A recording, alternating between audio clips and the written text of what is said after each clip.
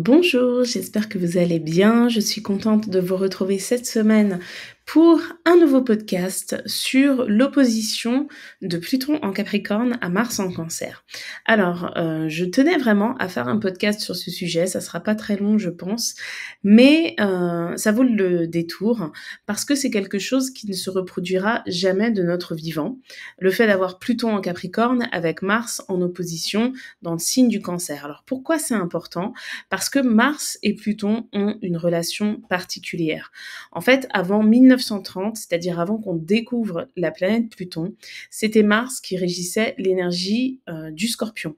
Donc, pour beaucoup d'astrologues encore aujourd'hui, le fait d'associer Mars au Scorpion est utilisé dans les analyses de thèmes et Pluton est utilisé uniquement en prévisionnel. Alors, personnellement, je ne procède pas exactement comme ça, mais on peut dire que Mars et Pluton ont un lien fort quand même, un peu comme Neptune et Jupiter, puisque avant la découverte de Neptune, eh bien, c'était Jupiter qui régissait l'énergie des poissons.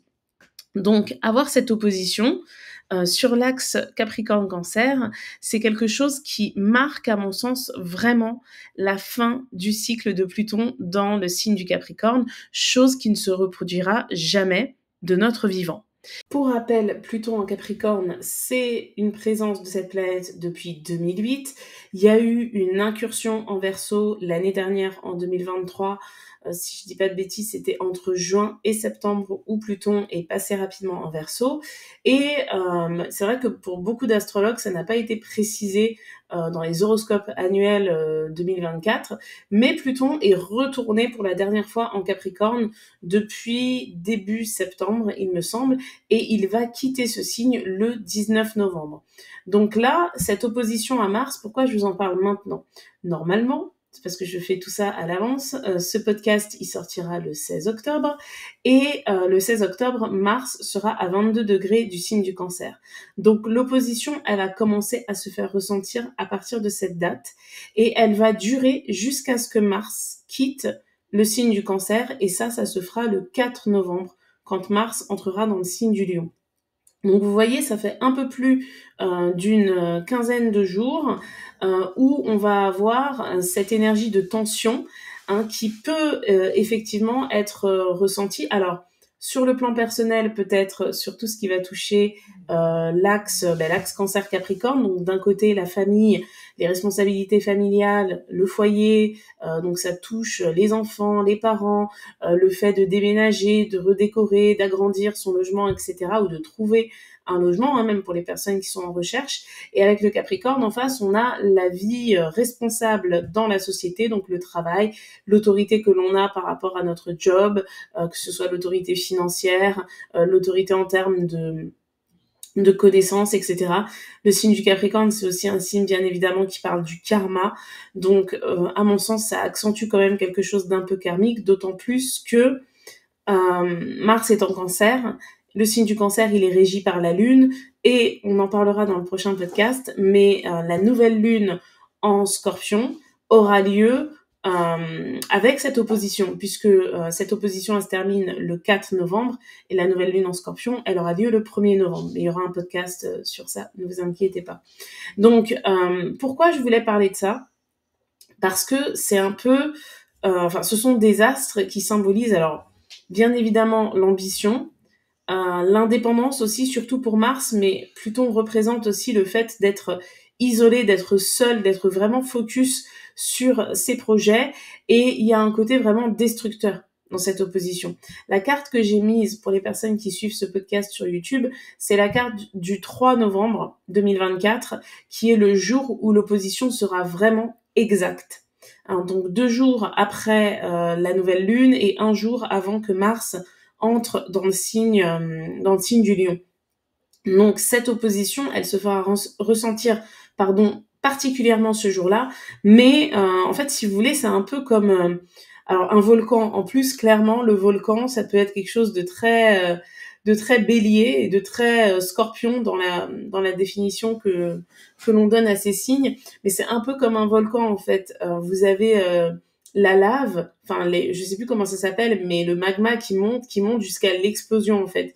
Eh bien, quand on a un aspect en astrologie, c'est comme ça que ça se ressent aussi. Là, Mars, le 16 octobre, est à 22 degrés du signe du Cancer. Ça commence à se ressentir, mais le point culminant, ce sera le 3 novembre, pardon. Donc ça, vraiment, notez les dates, ça peut être important. Pour les personnes qui écoutent ce podcast et qui n'ont pas le visuel sur YouTube, cette opposition, elle aura lieu à 29 degrés 46 du signe du Capricorne et 29 degrés 46 du signe du Cancer pour Mars.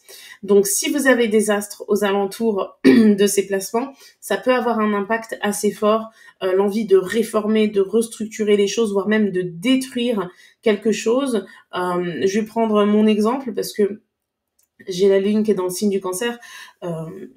L'astrologue qui connaît pas très bien son thème, je crois qu'elle est à 25 ou 26 degrés, ouais, 25 degrés. Donc, vous voyez, Mars en Cancer face à Pluton, à 29 degrés, il y a une conjonction, et donc ça peut énormément jouer, alors, sur la sphère émotionnelle, mais dans mon cas, la Lune, elle représente le milieu du ciel. Donc, ça peut être vraiment avoir envie de transformer les choses sur le plan de la carrière, avoir envie d'initier quelque chose de nouveau, laisser mourir aussi peut-être quelque chose. Bon, en l'occurrence, ça correspond un peu à ce que je vis en ce moment, mais vous voyez, c'est comme ça qu'il faut interpréter les choses. Si vous avez un astre qui est conjoint, eh bien, regardez la symbolique de cet astre. Donc, la Lune, c'est la famille, le foyer, le lieu de résidence, c'est la sphère émotionnelle, etc. Mais la Lune, dans votre thème, représente aussi un secteur de vie. Donc, c'est les deux choses qu'il faut regarder. Et pareil, si vous avez quelque chose à la fin du Capricorne. Ça implique que cette dynamique, elle soit vraiment forte. On est vraiment dans quelque chose de destructeur pour renaître derrière. Et ce qui est intéressant, c'est que au moment de cette opposition, bon, Mercure, il va s'apprêter, enfin, il va rentrer le 3 novembre dans le signe du Sagittaire, mais juste avant, il aura été en Scorpion pendant assez longtemps. Et un mental, donc Mercure dans le signe du Scorpion, ça invite vraiment à se creuser les méninges, mais aussi à chercher des informations, à voir les choses, mais super loin, à vouloir connaître le moindre détail, à enquêter, etc. Donc tout ça, ça veut dire que si destruction il y a, il faut, pour que cette destruction soit bénéfique, que ce soit une destruction qui ait été mûrement réfléchie. Quand je dis destruction, je parle de si vous avez envie de mettre fin à quelque chose dans votre vie. Ça peut être la fin d'un projet, ça peut être la fin d'un couple, ça peut être la fin d'une relation amicale, ça peut être la fin d'un job, ça peut être la fin, je sais pas moi, d'une idée même, quelque chose qui n'a pas encore été concrétisé, mais qui prenait de la place dans votre esprit. On n'oublie pas qu'ici, avec Mars et Pluton qui se font un duel, l'énergie Scorpion, elle est réellement dominante. Et en plus, l'ironie de la chose fait que cette opposition, elle a lieu pendant la saison du Scorpion, donc pendant que le Soleil est en Scorpion. Donc là, au moment de cette opposition, il sera à 11 degrés du signe du Scorpion, mais il va finir par avancer. D'ailleurs, quand il arrivera un peu plus loin dans le signe du Scorpion, il y aura pas d'harmonie avec Mars, puisque Mars, lui, il aura avancé dans le signe du Lion, et il y aura une harmonie à Pluton, je crois, à partir du 10-11 novembre. Parce que, et encore, non, je dis n'importe quoi, parce que Pluton, il va rester sur le degré 29. Ce sera peut-être plutôt à partir du 15 novembre, pardon, je vais y arriver. Parce que le Soleil, il va avancer en Scorpion. Dites-vous que le Soleil, il fait à peu près 1 degré par jour. Donc, si le 3 novembre, il est au degré 11, le 23, il est au degré 21, enfin le 13, j'y arrive pas à compter. Donc 1, 2, 3, je la refais. Si le 3 novembre, il est au degré 11, il est au degré 21 10 jours après, donc le 13 novembre. Donc au degré 22, 23, ouais, le 15. Donc ouais, on peut dire à partir du 15 que l'harmonie entre le Soleil et Pluton va se faire ressentir. Par contre, elle va pas durer jusqu'à la fin de la saison du Scorpion. Elle va durer jusqu'au 19 novembre, parce que le 19 novembre, Pluton, pouf, il rentre dans le signe du Verseau. Et ça, c'est définitif. Alors quand je dis définitif, c'est pas pour toujours, mais c'est pour les 20 prochaines années. C'est jusqu'en 2044. Donc on va rentrer dans un nouveau cycle. D'ailleurs, bon, on aura l'occasion d'en reparler, mais au vu de ce qui se passe avec l'actualité, je fais ce podcast. On est le 11 octobre. Désolée, je me perds dans les mois. Et le budget a été voté. Donc, on peut imaginer assez aisément que la dynamique de Pluton en Verseau qui parle de réformer les choses, qui parle de soulèvement des peuples, etc., on peut imaginer assez facilement un retour de quelque chose comme les gilets jaunes l'année prochaine avec toutes les augmentations qui nous attendent. Donc là, on va rentrer dans le vif du sujet avec Pluton en Verseau. Et pareil, l'ironie de la chose fait que ça va se produire quasiment au même moment que les élections américaines.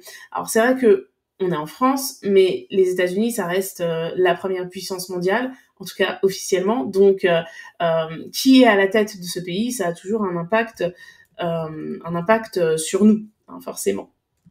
Donc, je suis juste en train de regarder, c'est simple, les élections aux États-Unis, la date que j'ai, c'est le mardi 5 novembre. Donc c'est juste après toute cette histoire, quoi. Mars sera rentré dans le signe du Lion. Donc bref, c'était une petite parenthèse, mais ça c'est quelque chose que vous pouvez vérifier, que vous pouvez chercher à analyser au travers de votre thème. Et là, vous allez vous demander comment. Donc vous prenez votre thème, vous allez sur le site astrothème.fr, hein, c'est celui que j'utilise, que je trouve le plus ludique d'ailleurs pour les personnes qui regardent des vidéos sur YouTube. Sachez que les cartes, elles sont toutes extraites du site Astrothème. Je les trouve simples d'utilisation. Moi, j'ai commencé à apprendre l'astrologie grâce à ce site. Déjà, la première chose, c'est que c'est gratuit. Et ensuite, les signes sont colorés en fonction de leurs éléments. Et quand vous allez sur ce site, que vous faites votre carte du ciel, dès que vous passez la souris sur un élément, ça vous donne la définition du soleil, de Vénus, etc. Si vous avez Vénus en Verseau, ça va vous donner la définition de Vénus en Verseau. Ça va vous donner la définition des maisons quand vous passez la souris sur les petits numéros qui sont aux extrémités. Hein, pour les personnes qui regardent sur YouTube, vous voyez bien qu'il y a les numéros des maisons aux extrémités du zodiaque. Dès que vous passez votre souris dessus, vous avez la définition de la maison. Moi, j'ai appris l'astrologie, j'ai commencé à apprendre l'astrologie comme ça. Donc, pour les personnes qui ne voient pas ce que c'est et qui écoutent le podcast, je vous invite à aller sur la chaîne YouTube de l'école de l'astrologie et vous allez rapidement trouver une vidéo et voir à quoi ça ressemble. Donc, si vous voulez monter votre thème astral, vous pouvez aller sur ce site-là. Il y en a d'autres. Il y a un site qui est pas mal aussi qui s'appelle Evozen, mais je trouve que pour les débutants, les cartes sont moins claires. Après, c'est au feeling, hein, donc Evozen ou Astrothème. Vous faites votre thème et en fait, justement, par rapport aux maisons, là, ce dont j'étais en train de parler à l'instant, vous regardez dans quel secteur de vie cette opposition, elle tombe. Et des secteurs, il va y en avoir 2 puisqu'on est sur une opposition. En fait, il faut regarder dans votre thème où se trouve 29 degrés du signe du Capricorne. C'est pas difficile à trouver, c'est vraiment presque la limite entre le Capricorne et le Verseau. On est à la toute fin du Capricorne. Et pareil, 29 degrés du signe du Cancer. Et en fait, ça va vous donner un point dans le thème. Vous voyez, un peu comme sur la photo, là, on voit que Pluton, il est vraiment à la fin du Capricorne. Vous regardez où est-ce que ça tombe, cet endroit dans votre thème, et vous lisez le numéro de la maison qui est concernée. Et là, ça va vous donner le domaine de vie en question, à savoir que tout fonctionne en opposition. Donc, vous voyez là la carte du dimanche 3 novembre que j'ai sortie, je sais plus à quelle heure c'était exactement, mais c'est la carte de l'opposition parfaite. Et donc, ça donne un ascendant Capricorne, parce que je l'ai sortie par rapport à Paris. Eh bien, on voit que là, Pluton est dans la maison 1, donc automatiquement, Mars va être dans la maison 7, hein, dans ce thème-là. Mais là, c'est le thème du ciel, tandis que vous avez votre propre thème, où ça se trouve, il n'y a pas d'astres en Capricorne et en Cancer, mais les planètes qui transitent autour de votre thème, elles tombent à cet endroit-là. Donc, si vous avez Pluton qui tombe dans la maison 1, Pluton en Capricorne, à 29 degrés, hein, pas Pluton dans votre thème, hein, vraiment la position de Pluton dans le ciel à ce moment-là, eh bien, si ça tombe dans votre maison 1, par opposition, Mars, à la fin du Cancer, sera dans la maison 7. Donc, je vais énumérer rapidement toutes les oppositions au cas où il y ait des personnes qui ne savent pas ce que c'est. Donc, si, la maison 1 est opposée à la maison 7, la maison 2 est opposée à la maison 8, la maison 3 est opposée à la maison 9, la maison 4 est opposée à la maison 10, la maison 5 est opposée à la maison 11 et la maison 6 est opposée à la maison 12. Et donc, cet axe-là, en fonction des maisons, si vous voulez les définitions des maisons, vous pouvez les trouver sur Astrothème, mais je vais vous parler brièvement quand même. L'axe 1-7, on est sur l'ascendant et le rapport à l'autre, donc on est sur le fait de travailler quelque chose entre le moi et le relationnel par rapport à l'autre. Donc là, ça peut clairement être une remise en question d'une relation ou une remise en question de votre attitude par rapport aux autres. L'axe 2-8, on est sur l'argent, la matière. En maison 2, on a de l'argent, on l'a gagné en travaillant. En maison 8, on le transforme, on l'investit, on le perd au jeu, on a des dettes. C'est aussi l'argent qui nous vient de l'extérieur, des héritages, des gains au loto, etc. Donc là, il y a quelque chose à revoir sur le plan du rapport à la matière. Ça peut être le fait d'être plus sérieux dans ses finances, ça peut être le fait de s'autoriser aussi à utiliser de l'argent pour soi. Enfin, ça peut dépendre, vraiment. Mais en tout cas, on est sur quelque chose, un déclic qui peut être violent, qui peut être virulent. Ça peut même être une situation extérieure qui vous amène à devoir réagir ou surréagir par rapport à quelque chose d'assez intense, quoi. Donc l'axe 3-9, on est sur l'axe de l'apprentissage. En maison 3, c'est aussi la fratrie, les amis proches, c'est les petits déplacements. En maison 9, c'est la philosophie de vie, c'est les rencontres des personnes qui peuvent nous élever dans la société, c'est aussi la religion, c'est aussi les croyances et c'est les grandes études. Donc il y a l'idée vraiment de grandir. Donc il y a peut-être quelque chose à remettre en question par rapport à ça. Pour les personnes qui vont avoir cette opposition qui tombe sur l'axe 10, pardon. Donc c'est mon cas. Tout à l'heure je l'ai dit que j'avais la lune proche de Mars. Ma lune elle est en maison 10 dans le signe du Cancer. Donc Pluton il va être dans la maison 4 dans mon thème. Donc l'axe 4-10 c'est l'axe famille. Foyer, lieu de résidence et carrière en fait. Donc c'est trouver un équilibre ou détruire quelque chose en lien soit avec la famille, soit avec la carrière pour aspirer à un renouveau et à un équilibre. De toute façon, les oppositions, ce sont des aspects d'objectivité. Donc le but, c'est de trouver l'équilibre entre Mars en Cancer et Pluton en Capricorne. Sachant que Pluton, c'est vraiment la destruction, le fait de réformer les choses par rapport à l'autorité, par rapport au pouvoir, et Mars, ça va être le fait d'agir, de prendre des initiatives, d'aller de l'avant, mais les deux n'ont peur de rien.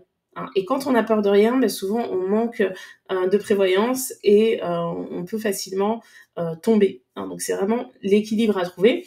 Pour les personnes qui vont avoir cette opposition sur l'axe 5-11, donc là on est la maison 5, c'est la vie amoureuse, la vie intime, les loisirs, et la maison 11, c'est la vie sociale, la vie amicale, les groupes auxquels vous appartenez, c'est les projets, c'est le futur.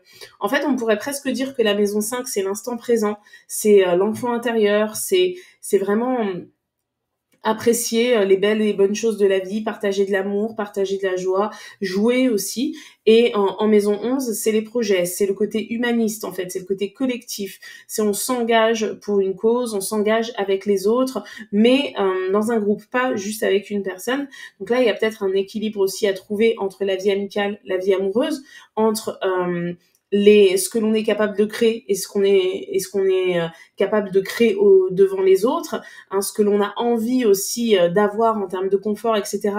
Et les causes qu'on va devoir défendre pour obtenir ce confort, par exemple.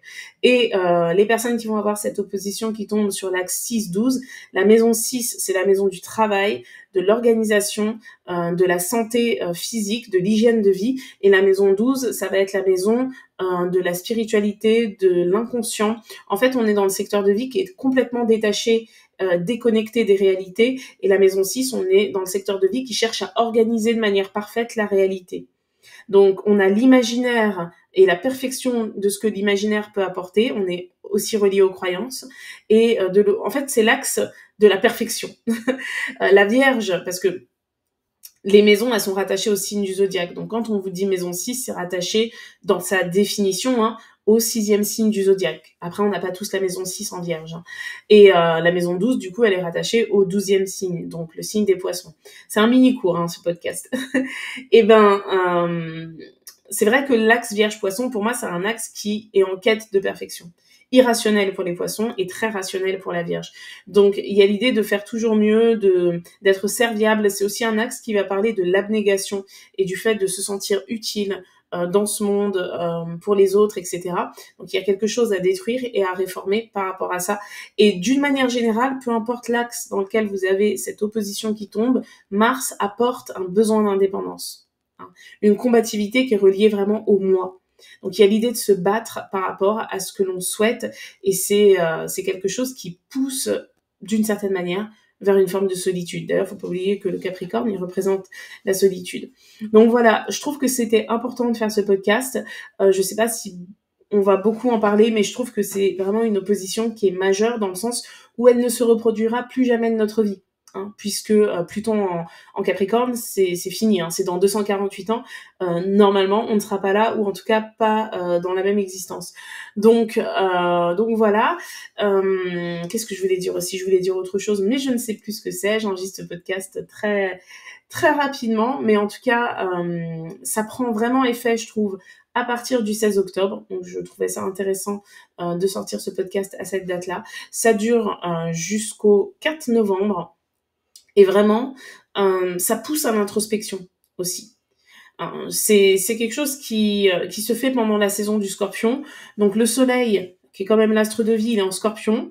D'ailleurs, il va finir par être en harmonie avec Saturne.